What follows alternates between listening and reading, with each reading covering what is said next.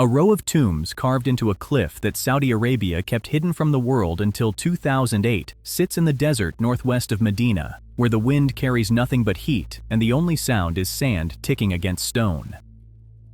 Rising out of that emptiness, sandstone formations the color of dried blood, some 15 meters tall, others 20. Cut into the face of every one of them are tombs, 131 monumental facades, not assembled from blocks, not built against the cliff. Each facade is a single unbroken surface, columns, stepped crowns, doorways framed by carved eagles and sphinxes, cut from living stone. The sculptors started at the top and worked downward, removing tons of sandstone they could never replace, shaping blind because you cannot judge the proportions of a 4-meter doorway from the top of a cliff with a chisel in your hand. One wrong cut, and the whole surface is destroyed. There is no second attempt. They did this 131 times. The same civilization carved Petra in Jordan, which has drawn travelers for 2 centuries. The Saudi government kept Hegra sealed. The Quran references a people destroyed by God in this region, and that story turned the site into cursed ground. No excavations, no visitors.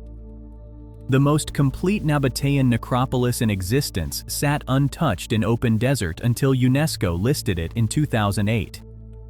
Saudi Arabia did not open it to tourists until 2019. Now look at what they carved above the doorways. Nearly every tomb carries a legal inscription cut into the stone, the name of the owner, the name of the sculptor, a date, and at the end of each one, a curse. May Dushara and his throne and Alat and Manotu curse anyone who sells this tomb, or buys it, or changes a single word of what is written here.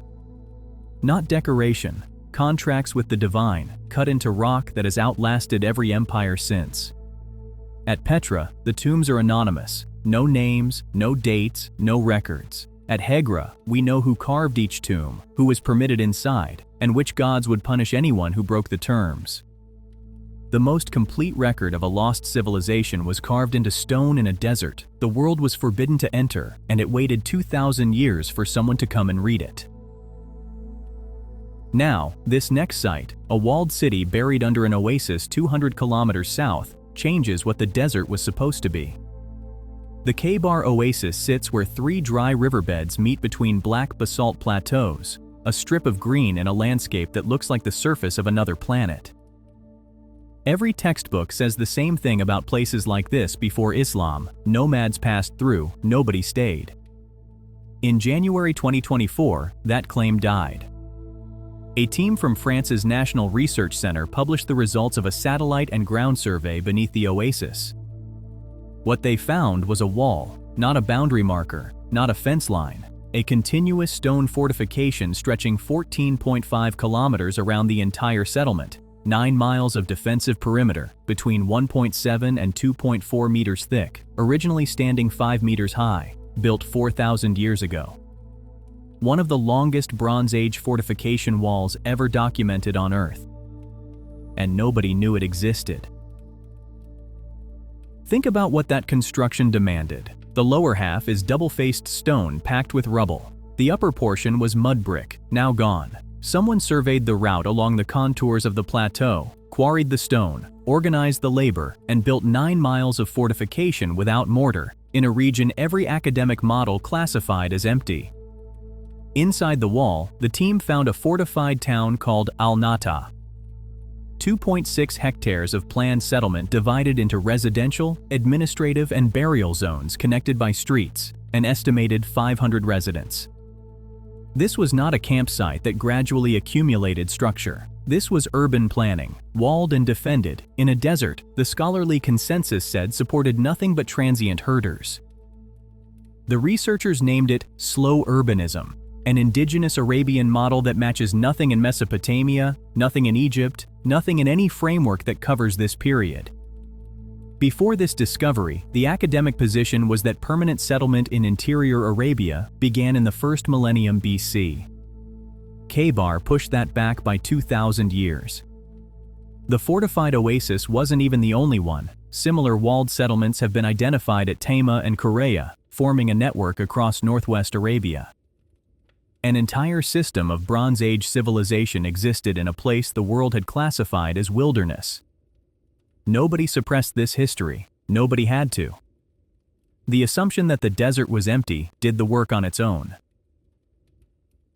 The third site, over 1,000 stone rectangles scattered across 77,000 square miles of desert that only satellites can see. Fly over northwest Saudi Arabia at altitude. Below you, spread across that emptiness, are shapes, rectangles, stone walls forming long, narrow enclosures, some barely 20 meters, others stretching past 600, over 1,600 of them.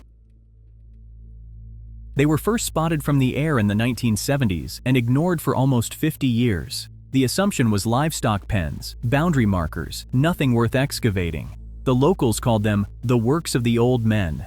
Archaeologists called them Mustatils, Arabic for rectangle. They are 7,000 years old. That is 2,500 years older than Stonehenge, 2,000 years older than the first Egyptian pyramid. And until 2017, when a team from the University of Western Australia launched the first systematic survey, almost nobody had studied what they actually were. The walls are low, about 1.2 meters, too short to contain cattle, too narrow to shelter a family. The largest single mustatil required 12,000 tons of basalt, quarried, transported across open desert, and assembled into a structure that could not have held a single animal inside it. When the team excavated the head chambers, they did not find tools. They did not find storage. They found cattle skulls arranged around upright standing stones, horns positioned deliberately, goat remains, gazelle bones. In at least one structure, the remains of an adult male human deposited among the animal offerings. Not a burial, a deposit. These were sacrificial platforms, ritual sites for what the researchers identified as the earliest cattle cult ever documented in the Arabian Peninsula. 1,600 structures, built to the same architectural template, all oriented around the same kind of offering to a god whose name nobody will ever know.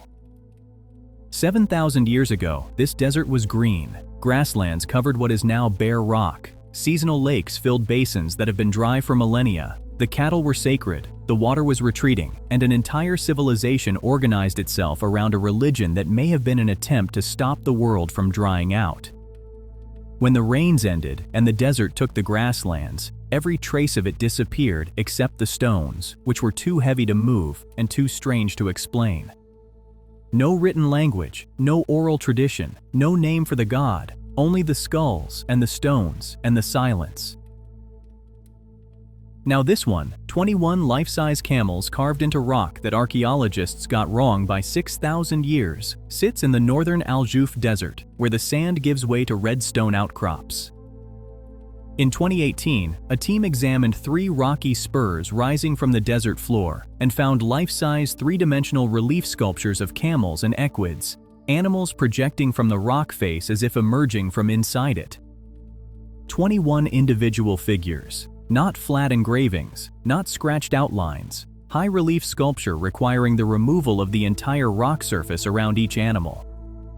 The initial assessment linked them to the Nabataeans and dated them to roughly 2,000 years ago, because similar camel reliefs exist at Petra.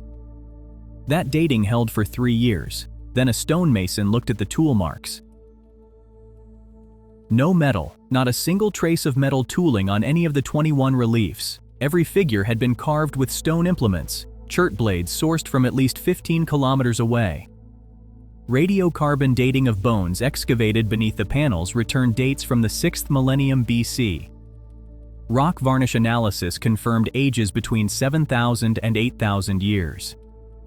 The original estimate was not slightly wrong, it was off by 6,000 years. Older than Stonehenge, older than the pyramids, older than any monumental sculpture yet found in Mesopotamia. Now count what the carvers needed. Stone tools carried across 15 kilometers of open desert.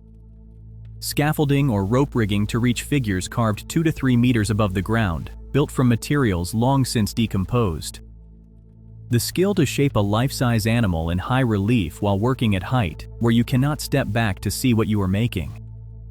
And the commitment to return. Communities came back across multiple generations to repair and recarve figures that were already eroding. The camels they depicted were wild, Domestication would not happen for another 5,000 years. Their necks are swollen, their bellies round. Mating season, fertility, something sacred enough to pull communities across kilometers of desert, generation after generation, to maintain images of animals they hunted but did not own. Whatever they believed, it sustained centuries of effort in a landscape that would eventually erase all of it. The ritual is gone, the religion is gone, the green desert that made it possible is gone. Only the camels survive, frozen in sandstone, 8,000 years into a pose that nobody alive can explain. 12,000 years ago, the Nefud Desert had lakes, seasonal lakes, fed by rains that returned after the coldest stretch of the last ice age. In October 2025, a research team published what they found at 3 mountains along the southern edge of the Nefud Desert, Jebel Arnan, Jebel Maleha, and Jebel Misma, in Nature Communications. They documented 176 engravings. 130 are life-size animals: camels, ibex, wild donkeys, gazelles, and aurochs, a species of wild cattle extinct in the region for over 10,000 years. Some figures stretch 3 meters long and over 2 meters high. The engravings date to between 12,800 and 11,400 years ago, before agriculture, before pottery, before any known permanent settlement on the Arabian Peninsula, before the people who built the Mustatils, before the people who carved the camels at Al-Jouf, before anyone the textbooks say was here. Look at where they put them. Not in sheltered caves, not tucked into crevices. These are cut into open cliff faces that rise 39 meters above the desert floor. One panel sits on a ledge so narrow the artist would have had to stand sideways, 12 stories up, with stone tools. The engravings depict animals that would disappear from this landscape within millennia, carved at a scale visible from kilometers away, not private marks, announcements. Beneath the panels, the team found a stone engraving tool sealed in an undisturbed layer directly under the carvings, alongside Levantine-style stone points and dentalium shell beads, materials from the Mediterranean coast, proof that these Ice Age artists were part of a network stretching hundreds of kilometers across the ancient Middle East. The engravings at Jebel Misma have eroded so completely that they are visible for approximately 90 minutes each morning when the sun rises and strikes the rock face at precisely the right angle. For the remaining 22.5 hours, they disappear. They were found because a local amateur archaeologist knew where to stand and when to look. 12,000 years ago, someone climbed a cliff above a lake that no longer exists, stood on a ledge that could kill them, and carved animals that would be gone within centuries into a rock face that would erase their work within 10,000 years. The only reason we found them is that for 90 minutes every morning, the sun remembers what the desert forgot.